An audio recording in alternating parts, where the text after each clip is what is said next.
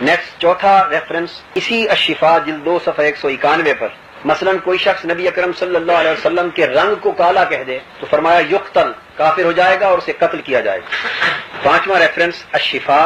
جلد 2 صفحہ 191، اور یہی سائٹیشن اس کے لیے المعتمد المنتقد صفحہ 157۔ اس کے بعد نمبر 6 الشفا جلد 2 صفحہ 192، اسی پر کل یہ یاد فرماتے ہیں کہ اگر نبی اکرم صلی اللہ علیہ وآلہ وسلم نے یہ کہا کہ حضور علیہ السلام کا زہد اضطراری تھا، مثلا یہ جو فاقہ کی کیفیت اور زہد کی کیفیت حضور علیہ السلام پر تھی، اس نے کہا کہ یہ عمدن تقویٰ طور پر نہ تھی بلکہ کھانے پینے کو کچھ نہ ملتا تھا، اس اضطراری کیفیت میں حضور زاہد تھے، اگر اس نے یہ کلمات کہے اور ان کلمات کے کہنے سے بھی وہ شخص کافر ہو گیا اور واجب القتل۔ پھر الشفا جلد 2 صفحہ 192، اس قسم کی اور بھی بہت سارے کلمات بطور مثال کی انہوں نے کوٹ کیے۔ نیکسٹ میں دے رہا ہوں ملا علی قاری شرح الشفا جلد 2 صفحہ 384، اس میں وہ فرماتے ہیں کہ اگر کسی شخص نے حضور علیہ السلام کے بال مبارک کا شعر کا تصغیر کے ساتھ تھوڑے حکارت کے انداز میں ذکر کر دیا اور شعر کو شعیر کہہ دیا، یہ اس میں تصغیر ہے تو تنقیص ہو گئی بال کی بھی، تو اس سے بھی وہ شخص کافر ہو گیا۔ نیکسٹ ریفرنس وہ بھی شرح الشفا ملا علی قاری کی جلد 2 صفحہ 387، اس میں انہوں نے وہ جو اذن منافق نے کہا تھا کہ کان کے کچے ہیں، اس کا حوالہ دیتے ہوئے بیان کرتے ہیں کہ اس قسم کا کلمہ حضور علیہ السلام کے بارے میں جس سے آپ کی شخصیت کے ایک یعنی شخصی انسانی اور بشری پہلو میں بھی کوئی تنقید کا پہلو نکلتا ہو اور سوء ادب یا سوء کمال ہو تو اس سے بھی انسان کافر ہو جاتا۔ نیکسٹ 11واں ریفرنس مثال کے طور پر نسیم الریاض جلد 4 صفحہ 335، علامہ احمد شہاب الدین خفاجی رحمۃ اللہ علیہ، یہ ریفرنس میں پہلے اور ایک دو کتابوں کے حوالے سے میں نے عرض کر دیا تھا، اس میں وہ دہراتے ہیں کہ اگر کسی شخص نے یہ کہا فلان اعلم منہ صلی اللہ علیہ وآلہ وسلم کہ فلاں شخص اعلم منہ حضور سے زیادہ جاننے والا ہے، اتنی بات کہنے سے بھی اس نے حضور علیہ السلام کی طرف عیب اور نقص منسوب کیا اور وہ حضور کا گستاخ اور کفر کا ارتکاب کیا۔ نسیم الریاض ہی کا حوالہ جلد 4 صفحہ 336، اس سے اگلا صفحہ، وہ کہتے ہیں کہ بے شک قرآن مجید میں یہ آیا وَوَجَدَكَ عَائِلًا فَأَغْنَىٰ، اور ہم نے تجھے عائل پایا، تنگ دست پایا پر تجھے غنی کر دیا۔ قرآن مجید کی اس آیت میں اللہ رب العزت نے حضرت صلی اللہ علیہ وسلم کے اس دور کا ذکر اور بعد میں دور غنا کا ذکر فرمایا ہے، لیکن باوجود اس کے اگر اس کی روشنی میں کسی شخص کو حضور علیہ السلام کو فقیر کہہ دیا یا مسکین کہہ دیا تو وہ شخص اتنے کہنے سے کافر ہو جائے۔ اسی نسیم الریاض جلد 4 صفحہ 341 پر وہ بیان کرتے ہیں کہ شخص نے حضور کو طویل الظفر یعنی لمبے ناخنوں والا اگر معاذ اللہ کہہ دیا یا احتکارن اور استہزاءن کوئی چیز اس طرح کی حضور کی طرف منسوب کی جس سے تحقیر اور استہزاء کا پہلو نکلتا ہو تو اس سے وہ شخص کافر ہو جائے۔ 15واں ریفرنس اس ضمن میں ابن نجیم کا ہے، فقہ کی کتاب ہے ان کی تصنیف بحر الرائق جلد 5 صفحہ 121، وہ کہتے ہیں کہ اگر کسی شخص نے نبی اکرم صلی اللہ علیہ وآلہ وسلم کو اللہ تعالیٰ کی نعمت تسلیم نہ کیا، صرف اتنی بات سے بھی وہ شخص کافر ہو جائے، کیونکہ وہ حضور اعظم النعم ہے، اللہ کی ساری نعمتوں سے بلند نعمت، اور اگر نعمت ہونے کا انکار کیا تو اس سے بھی کافر ہو جائے۔ انہی صفحات پر آگے بحر الرائق 120 پر بھی 121 پر بھی آگے حضور علیہ السلام کی طرف معاذ اللہ فواحش میں سے کسی چیز کا انتصاب منسوب کرنا وہ بھی باعث کفر۔ قبر اقدس میں حضور علیہ السلام کے بارے میں کہنا کہ مجھے اب معلوم نہیں انتقال کے بعد حضور زندہ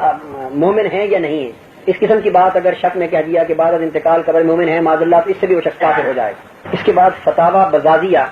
اب یہ اہانت کا پہلو صرف حضور نبی اکرم صلی اللہ علیہ وآلہ وسلم ہی کی ذات اقدس کے لیے نہیں، ہم جیسے پہلے حدیث عرض کر چکے ہیں کہ انبیاء میں سے کسی بھی نبی کے لیے اگر ایسی اہانت کا پہلو پایا جائے خفیف سے خفیف تر بھی تو باعث کفر اور وجوب قتل ہے۔ اس کے لیے فتاوی بزازیہ یہ عالمگیری کے حاشیہ پر صفحہ 327، اگر کسی شخص نے یہ کہہ دیا کہ اگر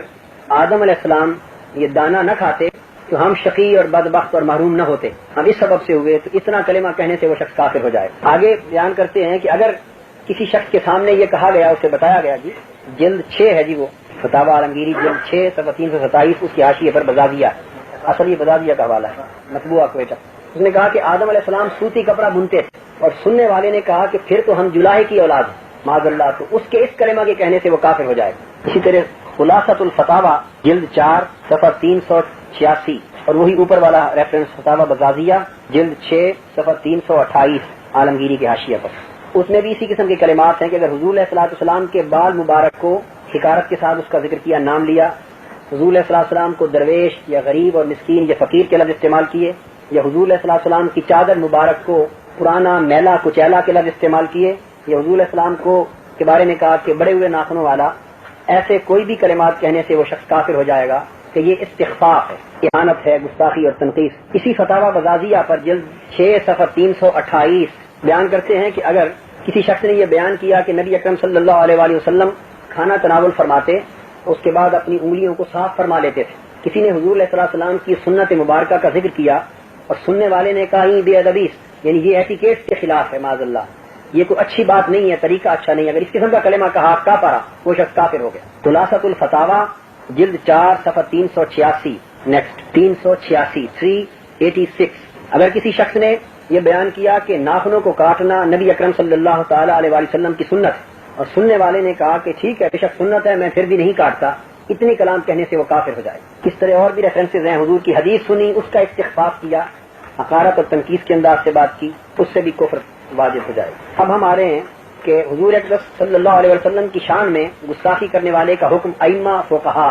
اور علماء امت کی تصریحات کی روشنی۔ پہلی جتنی گفتگو ہماری ہو چکی تھی وہ قرآن مجید سے اور اس کے بعد حدیث نبوی سے اور صحابہ کرام کے عمل سے اور خلفاء راشدین کے آثار سے متعلق۔ اب ائمہ امت اور فقہا یہ ایک تو پہلے گزر چکی ہیں مثالیں کہ کن کن باتوں کے کہنے سے کفر ہوتا ہے، اس سے 2 باتیں طے پائیں۔ ایک تو یہ کہ پوری امت مسلمہ کا اس بات پر متفق ہونا کہ خفیف بھی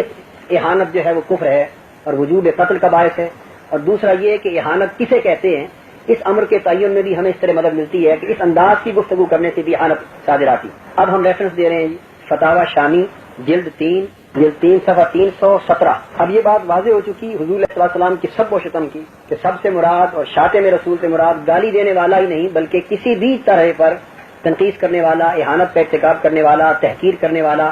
خفیف درجے کی، زیادہ درجے کی، نیت کے ساتھ، بغیر نیت کے، ساری چیز ذیل میں آتی ہے، اس کو سب کہا جائے گا۔ اس پر امام مالک رحمۃ اللہ علیہ کے مذہب پر امام ابن سحنون مالکی ان کا فتویٰ فرماتے ہیں اجمع المسلمون ان شاتمہ صلی اللہ علیہ وآلہ وسلم کافر وحکمہ القتل ومن شک فی عذابہ وکفرہ کفر، کہ پورے امت مسلمہ اس بات پر مجتمع اور متفق ہے کہ نبی اکرم صلی اللہ علیہ وسلم کی گستاخی کرنے والا کافر ہے اور اس کا حکم شریعت میں قتل ہے، اور جو شخص اس کافر کے عذاب اور کفر میں شک کرتا ہے وہ بھی کافر۔ اس کے بعد نیکسٹ ریفرنس سائٹیشن ہے تنویر الابصار اور ساتھ در مختار بھی، الدر المختار دونوں میں ہے، جلد 3 صفحہ 317۔ اس میں یہ دونوں کتابیں فقہ حنفی کی معتبر اور مستند متون ہیں، متن ٹیکسٹ بکس۔ فرماتے ہیں کل مسلم ارتد فتوبتہ مقبولۃ الا الکافر بسب نبی من الانبیاء فإنه يقتل حدا ولا تقبل توبته مطلقا۔ یہ 2-3 چیزوں کو ڈیل کر رہی ہے یہ عبارت، ایک مسئلہ کفر کو، ایک حد قتل کو، اور ایک مسئلہ توبہ، مسئلہ قبول توبہ۔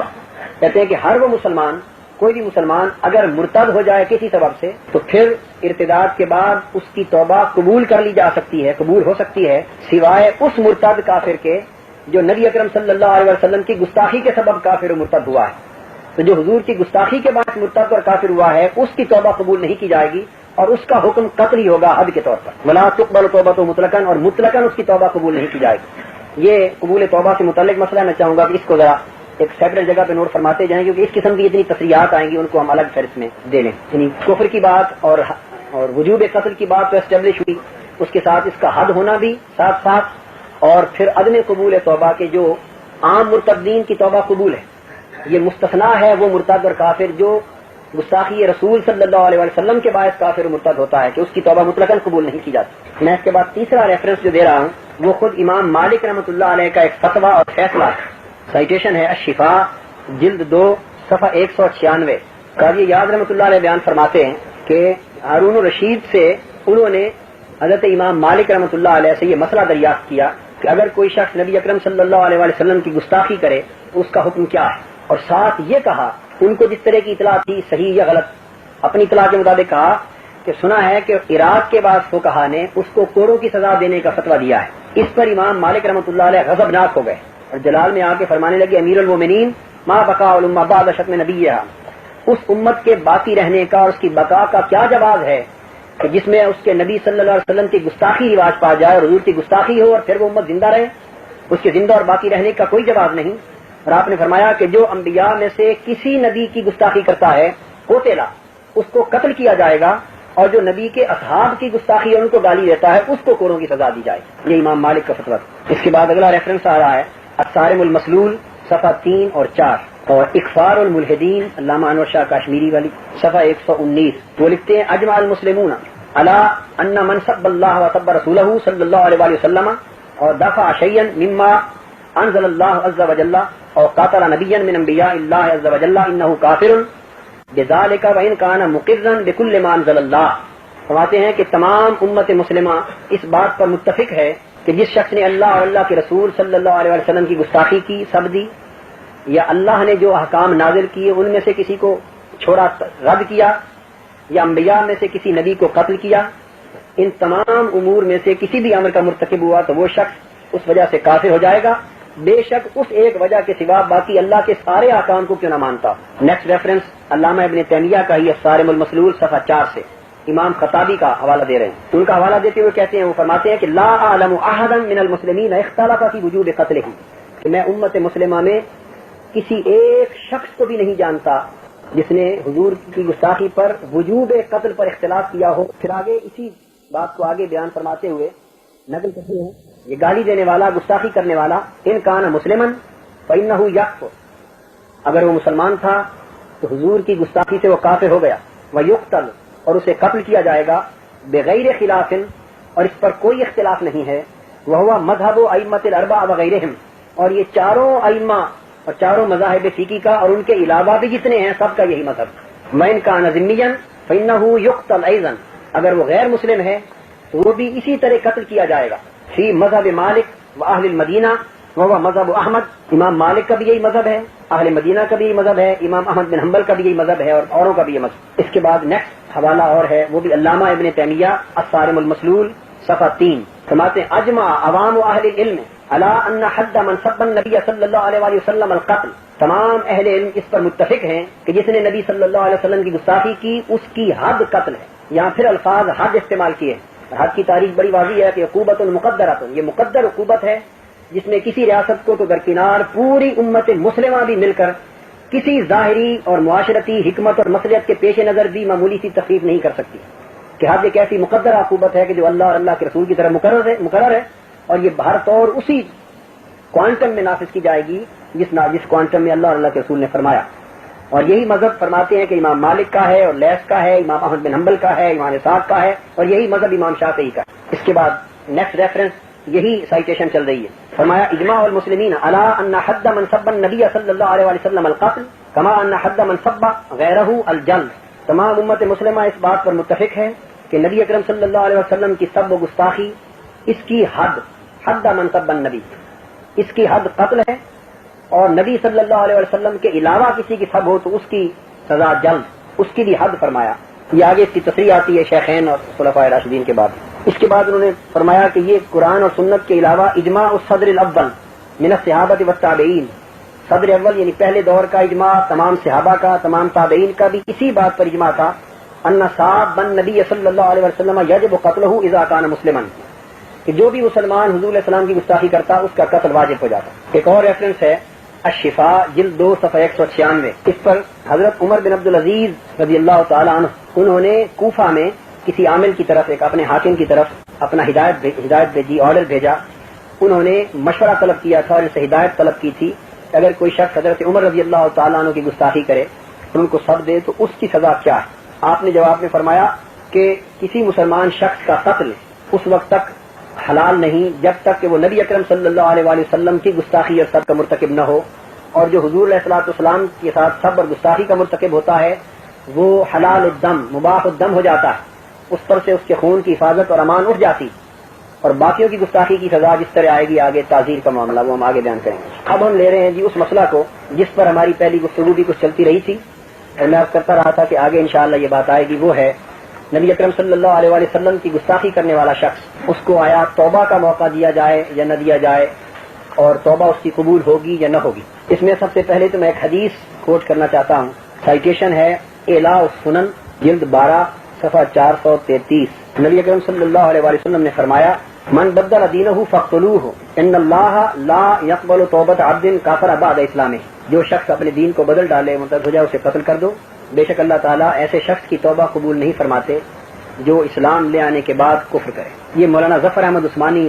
جس کی کتاب کے مرتب اور مصنف ہیں، علماء دیوبند میں سے اور اجل علماء میں سے ہیں. اور دوسرا سائٹیشن اسی کا ہے، فقہ حنفی کی ایک کتاب ہے نصب الرایہ، امام ذیلی کی نصب الرایہ، جلد 3 صفحہ 456. اب میں یہ ریفرنس درج کر رہا ہوں. اس میں سب سے پہلا علامہ ابن تیمیہ کا صارم المسلول سے صفحہ 337. یہ اس کی ایک عبارت ہم پہلے پڑھ چکے ہیں. 337 پر الفاظ ہیں کہ اگر کسی شخص نے بعد الاخذ توبہ بھی کر لی تو بغیر توبہ کے اس کے اعتبار کیے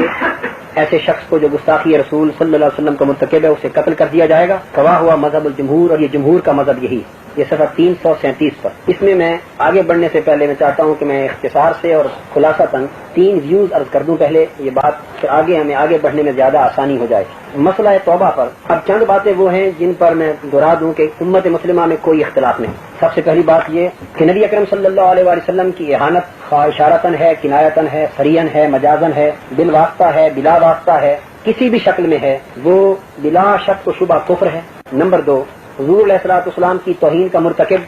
خواہ مسلم ہے یا غیر مسلم اس کی سزائے موت ہے. نمبر 3، یہ سزائے موت اہانت رسول صلی اللہ علیہ وسلم پر بطور حد جاری کی جائے گی، تعزیراً نہیں. یعنی کسی ریاست کو قانون سازی کے باب میں اس حد میں کمی بیشی کرنے کا اختیار نہیں ہے، اور اگر وہ سزا اس سے ہٹ کر تعزیر کی صورت میں کوئی بھی نافذ کرے گی تو وہ حدود الہیہ کے خلاف ایک تصادم ہوگا اور اپنے حقوق و اختیارات سے تجاوز. اس کے بعد اب مسئلہ یہ ہے کہ آیا وہ شخص جو گستاخی رسول صلی اللہ علیہ وسلم کا مرتکب ہوا اور کافر ہو گیا اور حداً واجب القتل ہوا، اگر اس کفر اور ارتداد کے ارتکاب کے بعد وہ شخص توبہ کر لیتا ہے تو آیا اس کی توبہ قبول ہے یا نہیں ہے؟ ایک سوال یہ پیدا ہوتا ہے. اسی میں دوسرا سوال یہ اٹھتا ہے کہ توبہ کس وقت اس نے کی؟ آیا گستاخی کا ارتکاب کرتے ہی اس نے توبہ کر لی قبل الاخذ، گرفتار ہونے سے، یہ مقدمہ دائر ہونے سے پہلے ہی اس نے خود توبہ کر لی، یا مقدمہ دائر ہو جانے کے بعد اس نے توبہ کی؟ قبل الاخذ اور قبل الرفع اس نے توبہ کی یا بعد الاخذ توبہ کی؟ دوسرا سوال یہ. تیسرا سوال یہ ہے کہ اگر اس نے مقدمہ دائر ہونے کے بعد توبہ کی تو پھر اس کی توبہ قبول ہوگی یا نہ ہوگی؟ اور اگر اس نے قبل الاخذ توبہ کی تو پھر اس کی توبہ کا حکم کیا ہوگا؟ پانچواں سوال یہ ہے کہ اگر اس نے توبہ کی تو اس کے توبہ کے قبول ہونے کا معنی کیا ہوگا؟ کیا عند اللہ قبول تصور کی جائے گی یا عند الناس اور عند القانون بھی قبول کی جائے گی؟ اور وہ توبہ اسے گناہ سے معاف کرنے کے لیے کافی ہوگی صرف، یا اسقاط حد قتل کے لیے بھی کافی ہوگی؟ یعنی قتل کی جو سزائے موت ہے کیا اس توبہ سے وہ بھی معاف ہو جائے گی یا نہ ہوگی؟ یہ سارے سوالات اٹھتے ہیں. میں نے ان تمام سوالات کی روشنی میں تمام فقہی مذاہب اور ائمہ اور علماء اور فقہا جنہوں نے اس بات پر لکھا ہے، جہاں تک میں ان کا مطالعہ اچھی طرح کر پایا ہوں، تو میں ان تمام مقامات کو اپنی بساط کے مطابق دیکھ کر اس نتیجے پر پہنچا ہوں کہ شریعت اسلامیہ نے اور تمام فقہی مذاہب کی آراء اور فقہا کی تصریحات اور اہل علم کی تحقیقات کو سامنے رکھ کر یہ بات سمجھ میں آتی ہے کہ اس مسئلے پر کل 3 آراء ہیں، اور فی الواقع وہ بھی 3 نہیں بلکہ 2 بن جاتی. اب ان چیزوں سے ہٹ کر جن کے بارے میں امت کا اتفاق کر چکا ہوں کہ اس پر تو کوئی گنجائش نہیں ہے دوسری بات کی. یہ 3 آراء یہ ہیں کہ نبی اکرم صلی اللہ علیہ وآلہ وسلم کی اہانت اور گستاخی پر وجوب قتل. اب میں تینوں آراء کے فرق ورق کر رہا ہوں. وجوب قتل پر تو تینوں موقف متفق ہیں، پھر بھی وجوب قتل پر ان 3 آراء رکھنے والے ائمہ اور فقہا میں بھی کوئی اختلاف کی گنجائش نہیں. لیکن پہلا موقف یہ ہے کہ اہانت رسالت مآب صلی اللہ علیہ وسلم کا مرتکب بہر طور واجب القتل ہے اور اس کی توبہ مطلقاً قبول نہیں کی جائے گی، خواہ وہ مقدمہ دائر ہونے سے پہلے کرے خواہ بعد میں کرے، اس کا کوئی اعتبار نہیں. پہلے میں چاہتا ہوں کہ موقف عنوان لکھ لیا جائے، یعنی عدم قبول توبہ مطلقاً خواہ قبل العقد ہو یا بعد العقد، اس کا کوئی اعتبار نہیں. اور یہ موقف جو میں نے عرض کیا یہ امت مسلمہ میں ائمہ اور فقہا اور علماء اعلام کی اکثریت کا موقف، یعنی اکثر علماء الامہ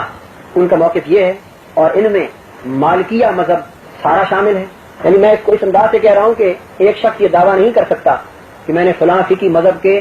اول سے آخر تک تمام ائمہ اور فقہا کی تصریحات کو پڑھ لیا ہے اور ایک بھی میری نظر سے اوجھل نہیں رہی. کوئی شخص یہ دعویٰ نہیں کر سکتا، لیکن کم سے کم میری نظر میں مالکی مذہب کے ائمہ میں سے کسی کا اختلاف اس مسئلے پر عدم قبول مطلقاً کا نہیں گزرا. اور اگر کوئی ایک آدھ کا اختلاف غیر معلوم ہو بھی تو وہ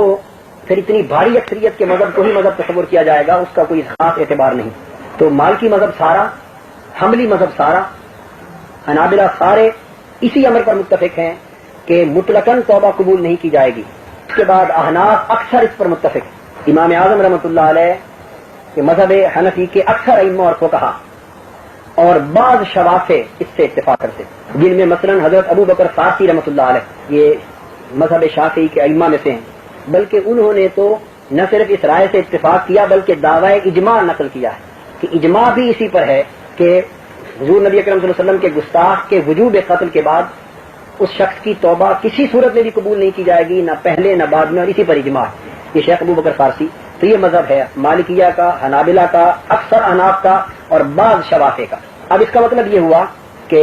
کچھ احناف، اکثر میں سے کچھ احناف ان کا موقف دوسرا ہے اور اکثر شوافع کا موقف دوسرا ہے۔ اگر ہم چار مذاہب کا اس طرح جائزہ لیں تو ہمیں کچھ احناف میں سے اور اکثر شوافع میں سے ملا کر گویا مجموعی طور پر امت مسلمہ کے ائمہ اور فقہا میں سے چوتھائی میں سے، یعنی چار حصوں میں سے ایک حصہ مشکل سے دوسری رائے کی طرف ہمیں حمایت کرتا ہوا نظر آتا ہے، اور تین حصے ائمہ اربعہ کے اور ان کے مذاہب کے اس امر پر متفق ہیں کہ حضور کے گستاخ کی توبہ کسی صورت میں کبھی قبول نہ ہو۔ اس کے لیے دلیل قرآن مجید سے جو اس تصور پر، اب وہ وجوب قتل کی بات نہیں کر رہے، اس تصور پر کہ اگر گستاخی رسالت مآب صلی اللہ علیہ وسلم کا کوئی شخص مرتکب ہوا تو کیا اس کا عذر قبول کیا جائے گا یا نہیں، تو اس میں کہ اس کا عذر قبول نہیں کیا جائے گا، اس کے لیے یہ آیت نص ہو سکتی ہے لا تعتذروا قد کفرتم بعد ایمانکم، اس کو نوٹ فرما لیں کہ اب تمہارا کوئی عذر قبول نہیں کیا جا سکتا، عذر مت کرو۔ یہ ہم پرسوں اس پر بحث کر لی تھی، ہم نے سورہ توبہ میں تھی، قد کفرتم، اس پر تفصیلی بات ہو گئی، قد کفرتم بعد ایمانکم، آیت نمبر 66۔ عذر نہ کرو، بہانے نہ بناؤ، صفائیاں پیش نہ کرو، تم اپنے ایمان لانے کے بعد کافر ہو چکے۔ اور جو دعوی اجماع ہے اس پر، یعنی یہ بات قابل توجہ ہے کہ حالانکہ شوافع میں سے بعض اس رائے پر متفق ہیں، وہ باقی کم و بیش سارے مذاہب سوائے احناف کے کہ احناف میں چند دوسری رائے کی طرف ہیں، صحیح طرح، اور ان چند میں امام شامی ہے، میں آگے عرض کر رہا ہوں۔ باوجود اس کے امام ابو بکر فارسی نے جو یہ فرمایا کہ اجماع امت کا اسی پر ہے، عدم قبول توبہ پر قبل الاخذ و بعد الاخذ، اس کا حوالہ نوٹ فرما لے، الصارم المسلول صفحہ 3، صارم المسلول صفحہ 3۔ اب دوسرا موقف جو اس پر ہمارے سامنے آیا ہے وہ وجوب قتل، اس پر تو متفق ہو گئے سارے، ما قبول توبہ، قبول توبہ کے امکان کے ساتھ، لیکن یہ قبول توبہ صرف قبل الاخذ ہے، لاسقاط الحد یا اسقاط القتل، قبل الاخذ، یہ پوائنٹ انتہائی اہم ہے اور بڑی بنیادی حیثیت کا حامل۔ اب یہ دوسرا موقف جس کی طرف بعض ائمہ احناف گئے ہیں اور اکثر شوافع گئے ہیں، بس ان کا بھی یہ ہے کہ وجوب قتل میں تو کوئی اختلاف نہیں، اور قبول توبہ کی بھی انہوں نے حد قائم کی ہے کہ مقدمہ دائر ہونے سے پہلے اگر خود تائب ہو جائے اور اس کی توبہ کا بھی پتہ چل جائے اور اس کے تائب ہونے کی شرائط بھی عرض کرتا ہوں میں کیا ہے، تو پھر وہ جو قبل الاخذ اس کی توبہ ہے وہ معتبر ہے، لیکن جو ہی مقدمہ دائر ہو جائے گا اس لمحے کے بعد اس نے توبہ کی تو وہ معتبر نہیں۔ اس پر احناف اور شوافع بھی متفق۔ گویا اب ہم اس نتیجے پر پہنچے کہ امت مسلمہ میں گستاخ رسول صلی اللہ علیہ وسلم کی سزا کے حد قتل ہونے پر کوئی اختلاف نہیں۔ نمبر 2، مقدمہ دائر ہو جانے کے بعد اس شخص کی توبہ بھی قبول نہیں کی جائے گی اور بہر طور واجب القتل ہوگا، اس پر بھی کوئی اختلاف نہیں۔ اب اختلاف کا دائرہ سکڑ کر بہت تنگ رہ گیا، جب مقدمہ دائر ہو گیا اس شخص پر، اسے تو اس کے بعد اگر اس نے توبہ بھی کی تو اب توبہ اس کی معتبر نہیں۔ اس پر جو ادروائز تھوڑے ائمہ تھے دوسری طرف، ان کا بھی اختلاف ختم ہو گیا اور یہ ساری کی ساری امت اور مذاہب فقہ اس پر متفق ہو گئے کہ بعد الاخذ اگر اس نے توبہ بھی کی تو وہ معتبر نہیں۔ اب دائرہ صرف یہ رہ گیا دوسرے موقف میں کہ اگر قبل الاخذ اس نے توبہ کی تو وہ معتبر، لیکن وہ قبل الاخذ جو توبہ ہے اس سے کیا مراد ہے اور وہ کس صورت میں معتبر ہے، اس کی شرائط 3، مقدمہ دائر ہونے سے پہلے کرے قبل الاخذ، تاکہ یہ واضح ہو جائے کہ مقدمے کے ڈر سے توبہ نہیں کی اور سزائے موت سے گھبرا کر توبہ نہیں کی، بلکہ صدق کے دل سے اسے احساس ہو گیا اپنے کفر کا اور وہ تائب ہو گیا۔ اور یہ توبہ نمبر 1 اس طرح کی توبہ نہیں جس طرح بدکاری کا مرتکب شخص توبہ کر کے گناہ کو معاف کروا لیتا، نہیں، بلکہ احانت رسول کے ساتھ ہی وہ غیر مسلم کافر ہو گیا، مرتد ہو گیا۔ اب اس کی توبہ دوبارہ تجدید ایمان ہے، وہ پھر سے کلمہ شہادت پڑھ کے اثر نو اسلام میں داخل ہوگا اور اس کا مسلمان ہونا اس دن سے پھر شروع ہوگا۔ اور پھر یہ جو تجدید ایمان ہے اس کا انحصار ہر شخص کی اپنی حیثیت پر ہے۔ اگر ایک عام گمنام شخص ہے اور وہ تبلیغ اور قیادت اور رہنمائی کے فریضے پر فائز نہیں ہے، وہ کافر ہوتا ہے، پھر تجدید ایمان کر کے مسلمان ہو جاتا ہے، تو اس سے ضرر بھی اس کی ذات کو پہنچا اور فائدہ بھی اس کی ذات کو پہنچا۔ لیکن ایک شخص اگر مذہبی، دینی، روحانی، سیاسی اعتبار سے ایسے اسٹیٹس کا حامل ہے کہ اس کا ضرر اور نقصان امت اور معاشرے کو ضرر رساں ہے اور اس کا فائدہ امت کو فائدہ پہنچاتا ہے، اور وہ امامت کے فرائض انجام دیتا ہے، خطابت کے انجام دیتا ہے، سیاسی رہبری کے انجام دیتا ہے، کسی قبیلے کی سیادت کے فراز انجام دیتا ہے، لوگ اس کی بات کو مانتے ہیں، چلتے ہیں، پیروی کرتے ہیں کسی بھی فیلڈ میں، ایسا شخص جب کافر ہو گیا، اس کے کفر کے ساتھ اگر اس نے تجدید ایمان کی تو توبہ جو تجدید ایمان کی صورت میں اس کا پھر اعلان کرنا ہوگا تاکہ لوگوں کو پتہ چلے کہ یہ کافر و مرتد جو ہو گیا تھا اب یہ دوبارہ اسلام قبول کر کے مسلمان ہو گیا، تاکہ وہ لوگوں کو علم ہو اور نہ اس کے کفر میں کوئی شک رہے یا نہ بعد کے اسلام میں کوئی شک رہے۔ اور شرائط جو 3 بیان کی ہیں قبول توبہ کی وہ یہ ہیں کہ نمبر 1 صحت توبہ، یعنی عدالت یا حاکم وقت کو جب یہ بتایا گیا کہ اس نے مقدمہ ہو جانے سے پہلے توبہ کر لی، اب یہ حاکم وقت اور عدالت کا کام ہے کہ وہ اپنے طریقے پر اس امر کی تحقیق کرے اور تیقن کرے کہ اس نے جو توبہ کی کیا صحیح توبہ کی، جہاں تک اس سے ہو سکے اپنی تحقیق اور تفتیش کے، اور حسن اسلام کیا اب اس توبہ کے بعد واقعتاً پکا اور صحیح مسلمان ہو گیا، اور اصلاح احوال کیا اس کے احوال درست ہو گئے۔ اب تو یہ امکان نہیں رہا کہ پھر کچھ تحقیق کرے گا، چند دن جتنا بھی عدالت کو ریکوائر ہے اس امر کی تسلی کرنے کے لیے، لیکن وہ توبہ کے لیے وقفہ زیادہ نہیں ہوگا کیونکہ تو مقدمہ دائر ہونے سے پہلے ہی اس کے لیے مہلت مختصر بس۔ اب جب عدالت کے پاس رفع الی الامام ہو گیا تو اب اس کو یہ تحقیق کرنی ہے، یہ ڈیپینڈ کرتا ہے اس کی اپنی عدالت کی، یا اس کا مقرر نہیں کیا گیا، یہ ثواب بیچ پر ہے، ریزنیبل ٹائم جو اس کے لیے ہو سکتا ہے۔ جی اس کا ابھی میں اس کے ساتھ آگے چیز کنیکٹڈ ہے، وہ جو وقفہ ہوگا اس وقفے میں کیا ہوگا یہ بھی ذرا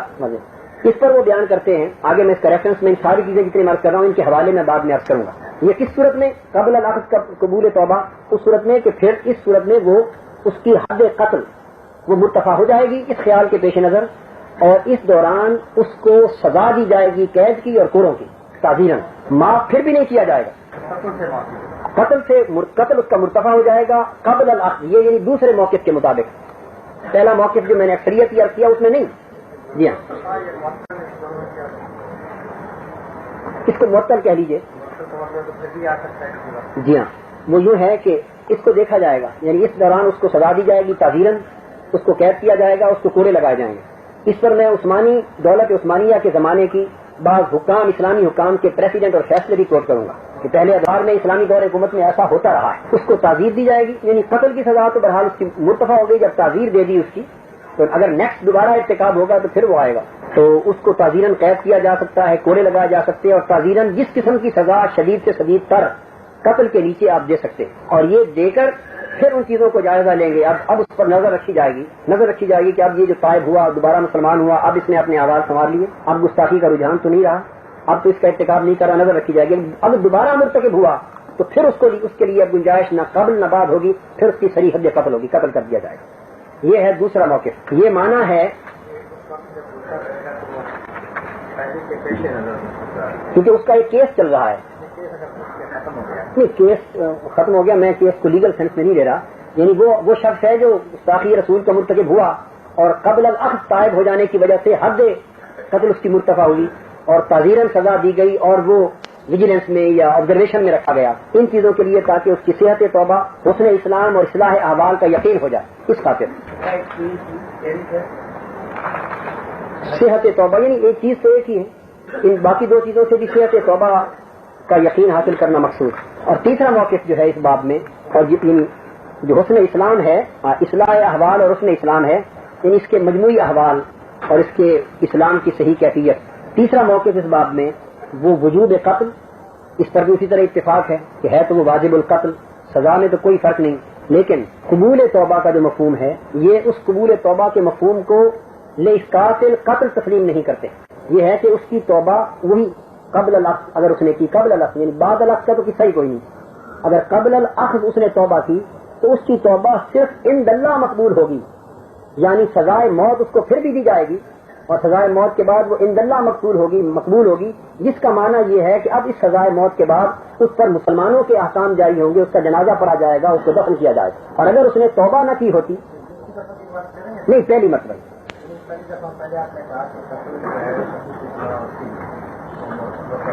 قبل الاخذ اگر توبہ کی، یہ دوسرا موقف تھا، میں اس کی بحث کو ختم کر چکا ہوں۔ اب یہ تیسرا موقف عرض کر رہا ہوں۔ میں نے عرض کیا تھا نا کہ 3 موقف پورے مطالعہ اور پورا ذخیرہ کھنگالنے سے 3 موقف سامنے آئے ہیں، اور فی الواقع 3 بھی نہیں، یہ 2 موقف ہیں، یعنی تیسرا اور پہلا ایک ہی موقف۔ اس طرح جو ائمہ اس تیسرے موقف کے حامی ہیں وہ بھی پہلی کیٹیگری میں چلے جاتے ہیں۔ تیسرے کا یہ کہ یعنی اخذ کے بعد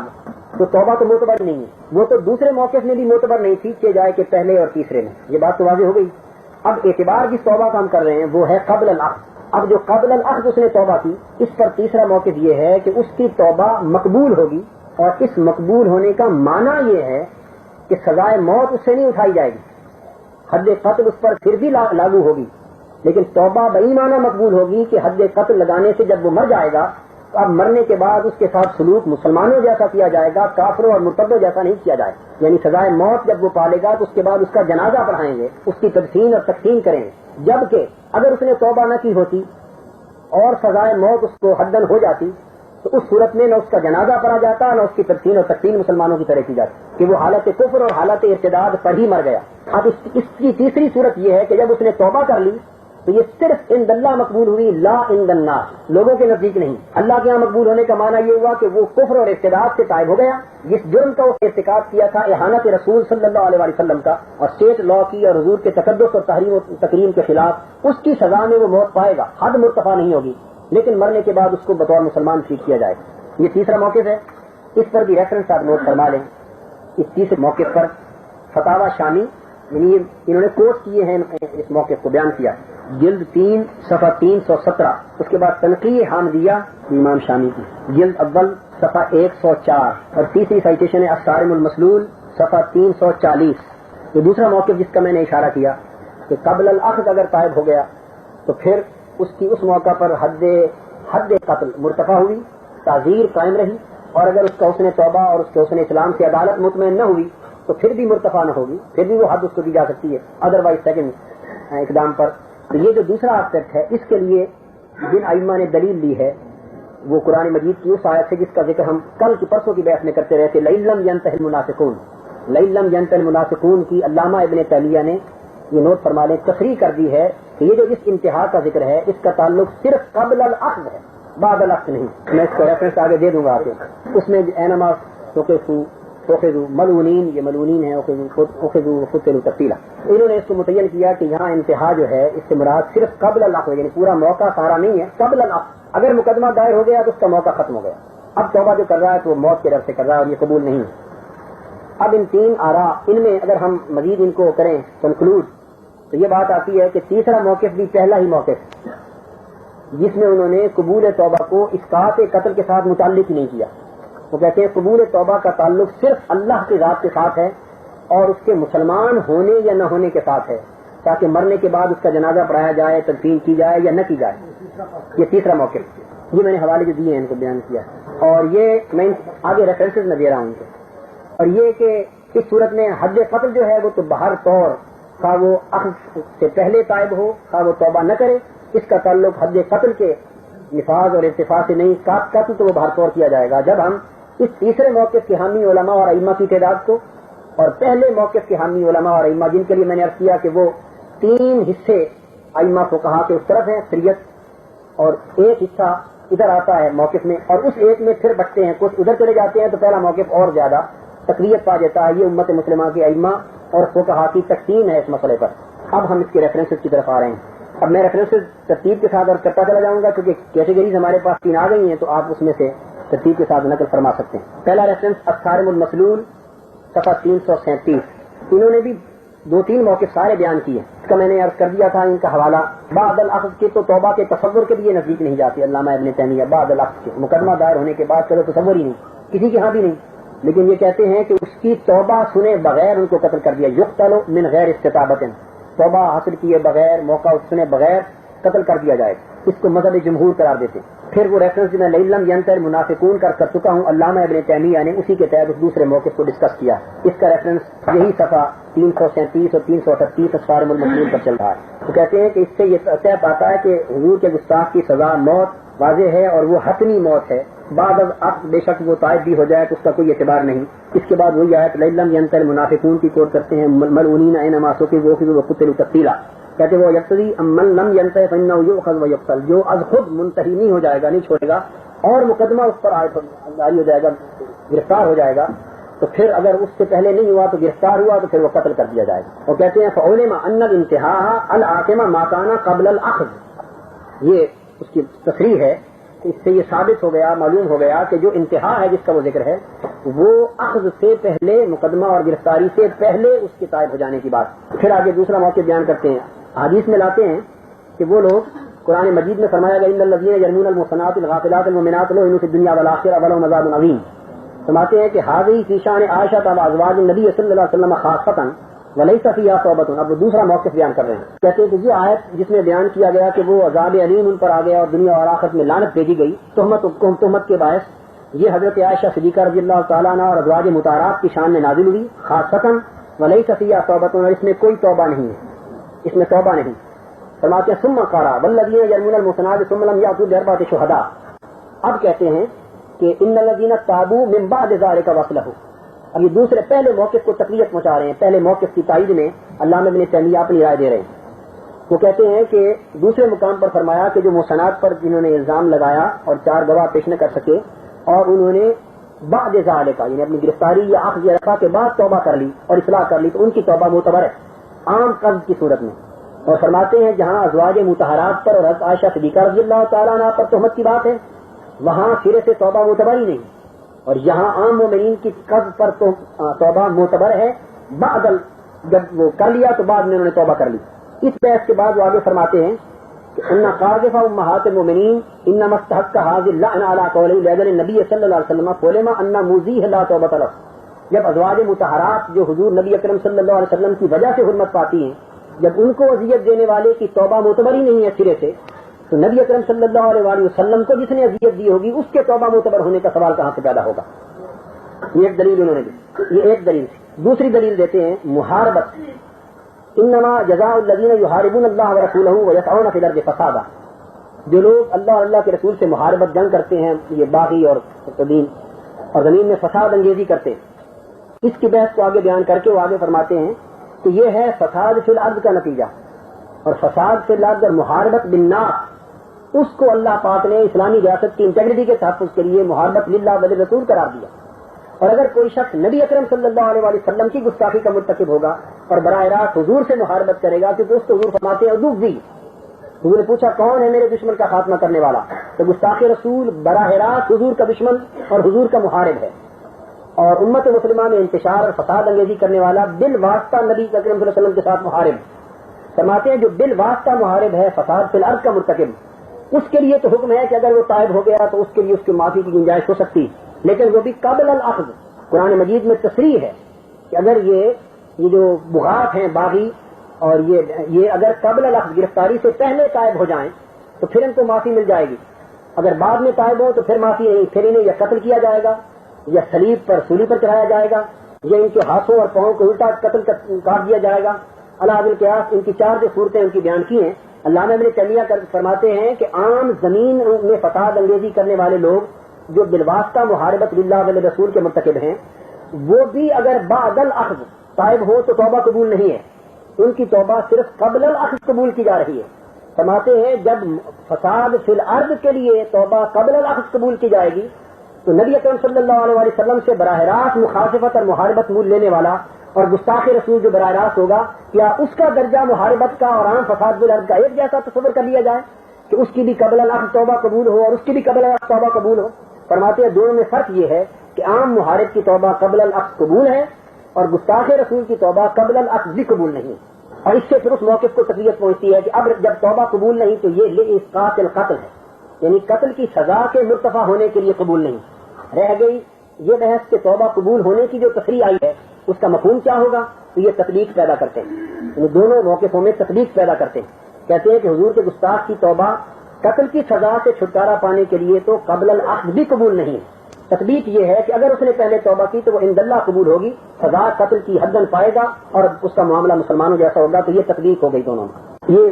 قابل القدرت علیہ جو قرآن پاک کی آیت آئی ہے وہ محاربت کے لیے، اس کی بحث کے ساتھ صفحہ 339 پر انہوں نے آگے بحث کی۔ پھر یہ انہوں نے کہا یہ تو بحثیں کی انہوں نے قرآن مجید کے حوالے سے علامہ ابن تیمیہ نے۔ اب صفحہ 340 پر ابن تیمیہ فسنت رسول اللہ صلی اللہ علیہ وسلم کی بات کرتے ہیں، حضور کی سنت۔ اب یہاں پھر وہ بات واضح ہو جاتی، فرماتے ہیں کہ فسنت رسول اللہ صلی اللہ علیہ وسلم دلت من غیر وجہ علی قتل الصحاب من غیر استطابت فإنه امر بقتل الذی کذب علیہ من غیر استطابت۔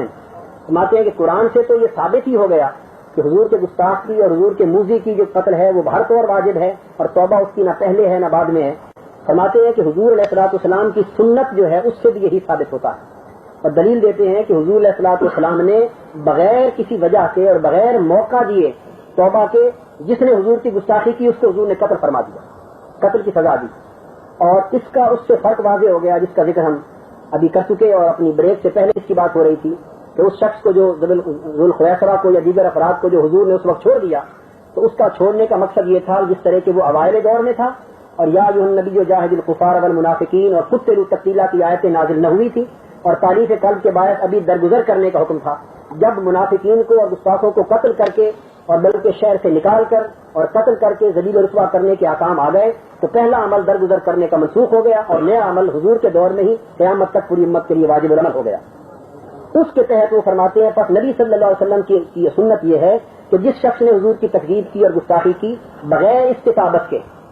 اس کو قتل کر دیا جائے گا اور یہ حضور کا عمل. اس کے بعد وہ اگلی دلیل سیدنا ابو بکر صدیق کے عمل سے دیتے, یعنی 2 آیتیں پہلے دی پھر حضور کی سنت دی پھر چوتھی سیدنا صدیق اکبر کی دلیل دی. فرماتے ہیں کہ حدیث ابی بکر رضی اللہ تعالیٰ عنہ سے بھی یہی ثابت ہوتا ہے کہ ابو برزہ نے جب یہ پوچھا یقتل الرجل الذی شتمہ, جس شخص نے حضرت صدیق اکبر رضی اللہ تعالیٰ عنہ کی گستاخی کی تھی اور ابو برزہ اس شخص نے جو پوچھا کہ میں کیا اس شخص کو قتل کر دوں, فرماتے ہیں من غیر استطاعت, اس سے صفائی کا توبہ کا اصلاح احوال کا موقع دیے یا اس کو یہ کہے بغیر ڈائریکٹلی اس نے گستاخی کا ارتکاب کیا, انہوں نے مان اس پر قتل کرنے کے لیے سوال کیا. اس پر سیدنا صدیق اکبر نے فرمایا کہ انہا لم تکن لأحد بعد رسول اللہ صلی اللہ علیہ وسلم فعلم انہ کان لہ قتل من شتمہ من غیر استطاعت.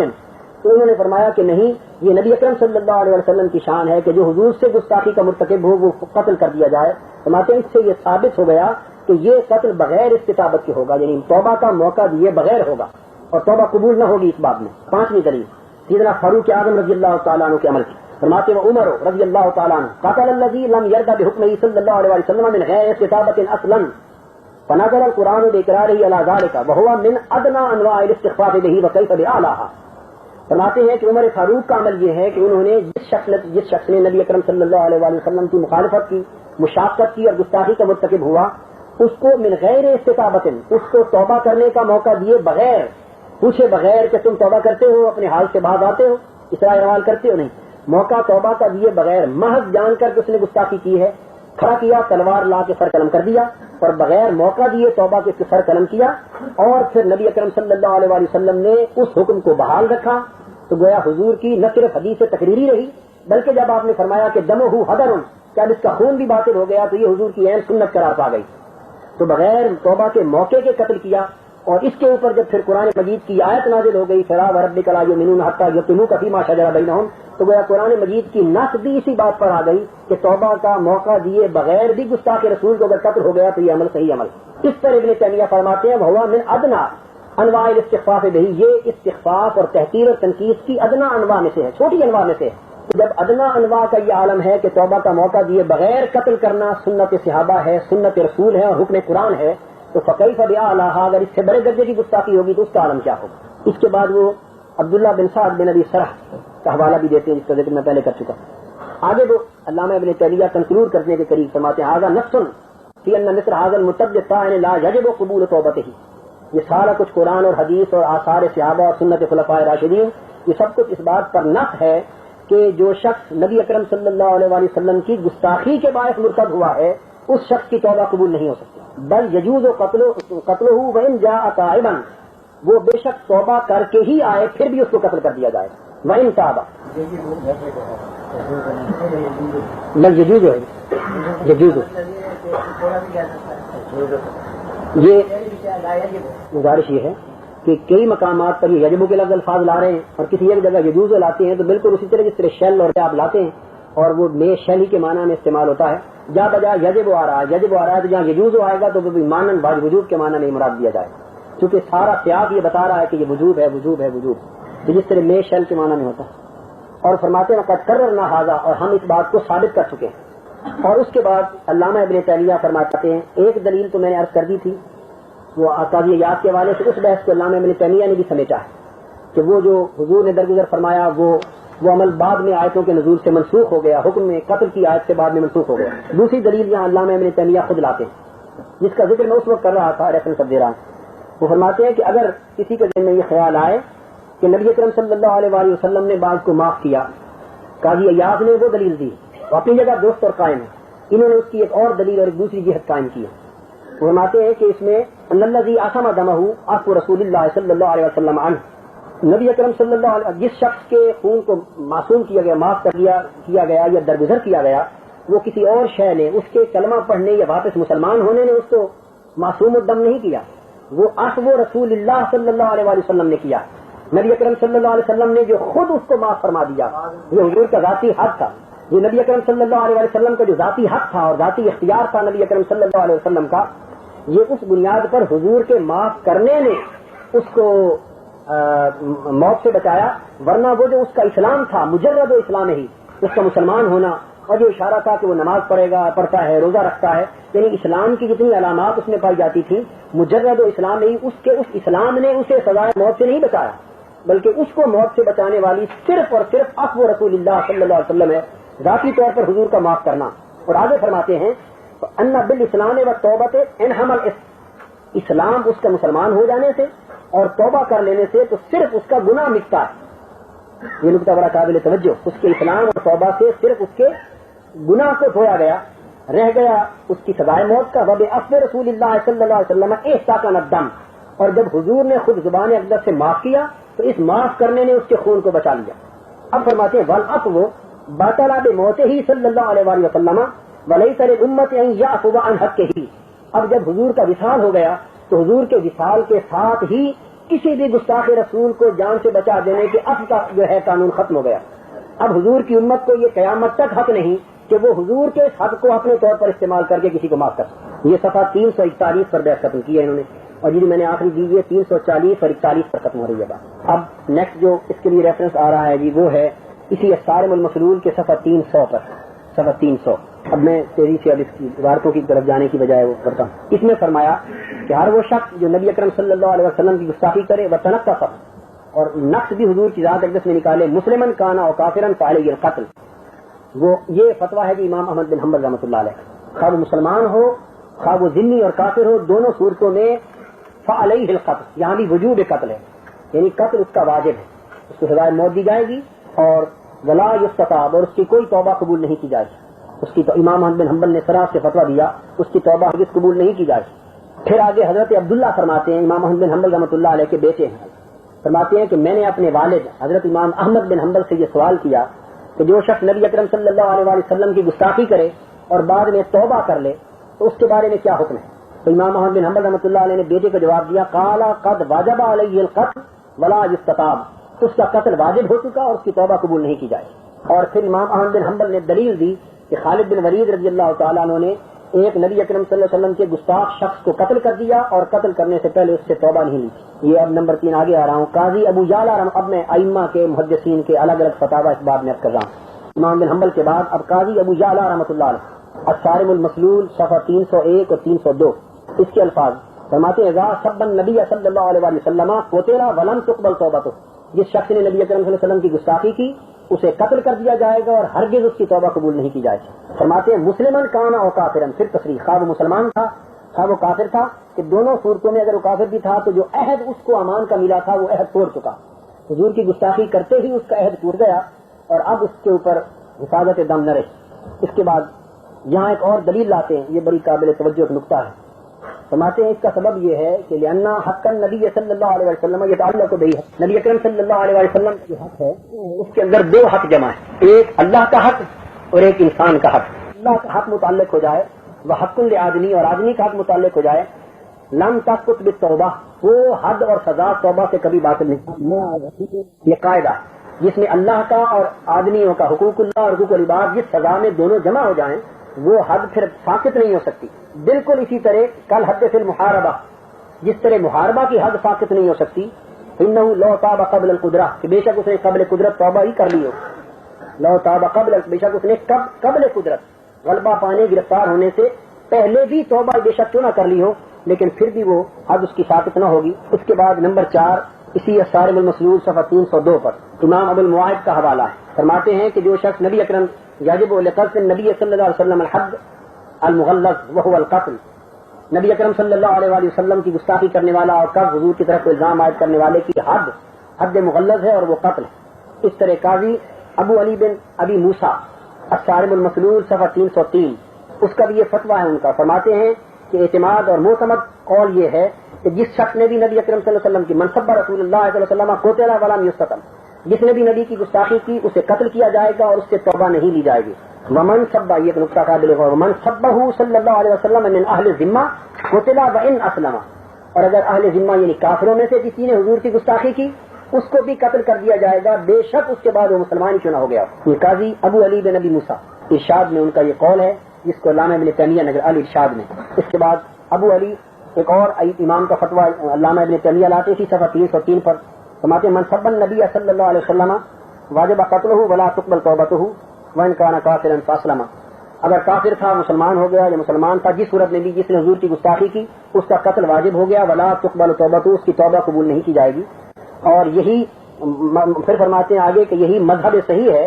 کہ اس کی توبہ قبول نہ کی جائے گی، اور یہی امام مالک کا مذہب ہے اور یہی ہمارا مذہب ہے۔ میں آگے پھر حوالے دیتا ہوں، بات جتنے میں چلوں گا یہی حوالے ہیں سارے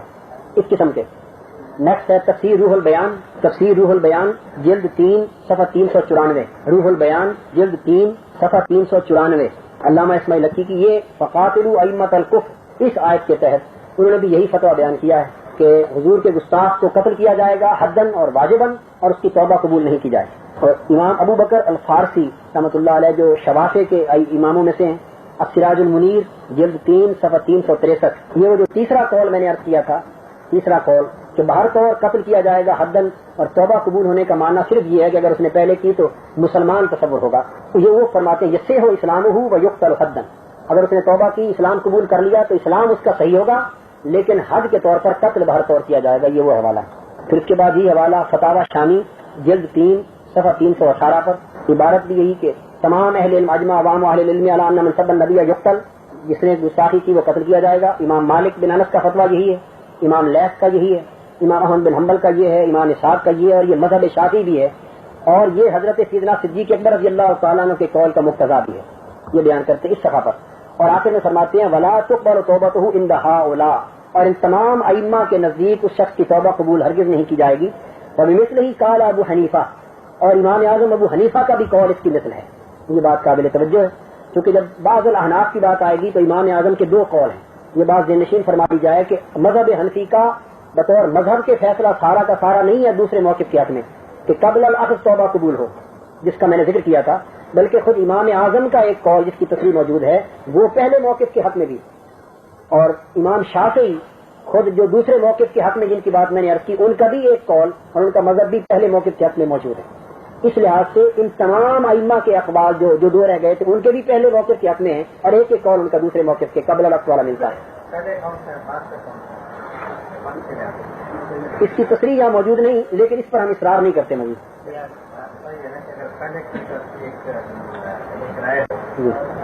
اس کی تصریح ایسی کسی جگہ پر مل نہیں سکی، کی تصریح میری نظر سے اس وقت نہیں گزری، شاید بعد میں کوئی چیز آ جائے کہ پہلے کون سا، اور وقت نہیں اس کو دیکھا بھی جا سکتا ہے، وقت کسی کتاب میں درج نہیں کیا ائمہ نے دیا۔ میں سمجھ گیا ہوں آپ کی بات درست ہے، لیکن یہاں کسی نے تصریح کی نہیں ہے ان کتابوں میں۔ وہ یہ کہتے ہیں کہ انہوں نے کہا کہ یہ ردہ، امام اعظم کا فرق، انہوں نے کہا کہ یہ خالی کفر نہیں بلکہ ردہ، ارتداد کا حکم ہے، مرتد کا حکم ہے، اس میں ہے، انہوں نے یہ کہا ہے۔ پھر اس کے بعد رد المختار، نیکسٹ حوالہ رد المختار فتاوی شامی جلد 3 صفحہ 318، اس پر بھی عبارت یہی ہے جو درج کی گئی ہے، انہ لا تقبل توبتہ، اس کی توبہ قبول نہیں جائے گی اور وہ قتل کیا جائے گا، اور اس پر اجماع بھی نقل کیا ہے، دعویٰ اجماع۔ نیکسٹ حوالہ ایک بڑا امپورٹنٹ ہے، یہ امام ابن حمام فتح القدیر فقہ حنفی کی نہایت معتبر مستند کتاب، اور یہ بذات خود پہلے موقف اور پہلے مذہب کے قائل ہیں، قائلین میں سے۔ باب احکام المرتدین جلد 5 صفحہ 332، دوسرا حوالہ تفسیر مظہری جلد 7 صفحہ 381 اور 382، اور تیسرا ریفرنس ہے ابن نجیم البحر الرائق کتاب کا نام ہے۔ یہ تینوں کتابیں، یہ تینوں جو مصنفین یہ حنفی فقہ کے ائمہ میں سے، البحر الرائق جلد 5 صفحہ 135 اور 136، اس میں ابن حمام نے جو بڑی قیمتی بات فرمائی، وہ کہتے ہیں ان سے پوچھا گیا حل تقبل توبتہ، یہ ائمہ احناف میں سے، کہ کیا اس شخص کی توبہ قبول کی جائے گی؟ فرماتے ہیں کل من ابغض رسول اللہ صلی اللہ علیہ وآلہ وسلم لقلبه كان مرتدا فاصحاب بطريق الاولى ويقتل عندنا حدا فلا تقبل توبته في اسقاط القتل، کہ جس نے بھی نبی اکرم صلی اللہ علیہ وآلہ وسلم کو تکلیف پہنچائی، حضور کی گستاخی کی، وہ شخص مرتد